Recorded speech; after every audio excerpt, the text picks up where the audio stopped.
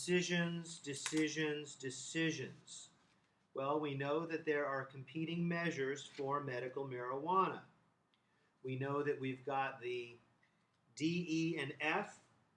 And to go in reverse, we know that F has been designed to favor those particular collectives that are clients of a particular lawyer in town, but it's very weak the way it was worded. It says that the federal government has superior power to the ordinance being passed, and even the city council can modify it. So what's the point of having a people's proposition that can be modified by the city council? The whole point of a proposition is that the people can create laws themselves. So handing control back to the city council doesn't work. Giving control to the feds, of course, doesn't work. And having a particular group of people try to benefit from and control the medical marijuana phenomenon doesn't work. So I don't like F. Now, D and E are essentially the same, except that D survives and E's been abandoned by the city, or rather by the clique, in favor of the one of the city as kind of a combined mindfuck. But it's not really good for the city of LA because the limitation is on just those collectives that existed as of 2007. So obviously it's for those people. These legislations are both created for the benefit of a certain agenda and a certain clique.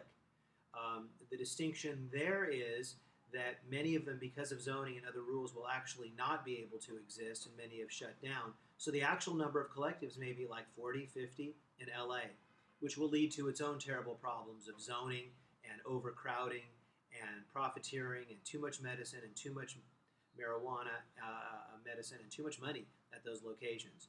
So it's going to lead to unintended consequences if we close all of the collectives like that. And yet, in light of the new Riverside decision, I'm worried that if we vote no on all of the above, that will be inadvertently sending a message that the city council members that are against storefront dispensaries can use.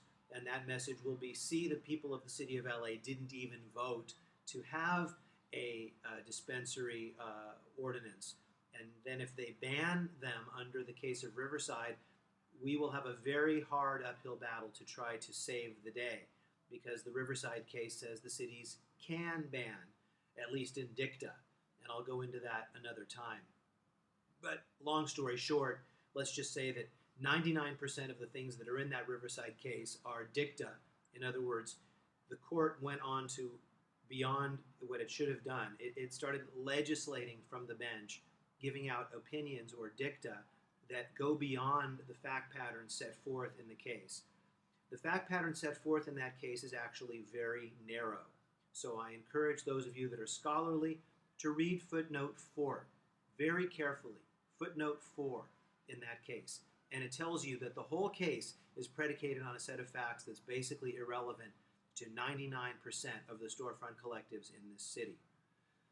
However, the dicta in there is the perception. The perception is the reality. The Supreme Court says that you can ban dispensaries in a city, and the cities believe it, and that appears to be where the law is. So I think it will be dangerous to vote no on all three of these, and therefore I'm tending to think now that I may vote yes on all three, even though I hate them, in the hope that if all three pass, it will again go back to city council, and then there will be some possibility of some political and court pressure to make sure that a fair ordinance comes through.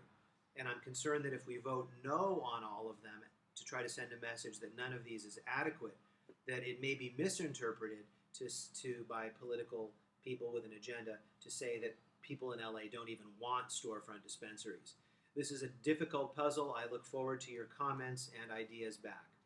Take good care. If you want to get my consultation, I'm always here with my consultation. Remember, even if storefront dispensaries close, the Riverside case does not even mention the word delivery.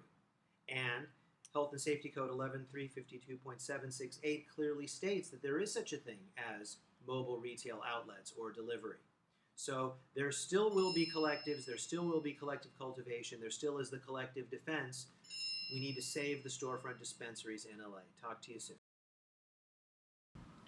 By the way, I'll take the Pepsi challenge with any other attorney on my comprehensive 1 hour consultation on medical marijuana law. I'd be very happy to give you my book and walk you through it. Just to give me a call and we'll book your appointment.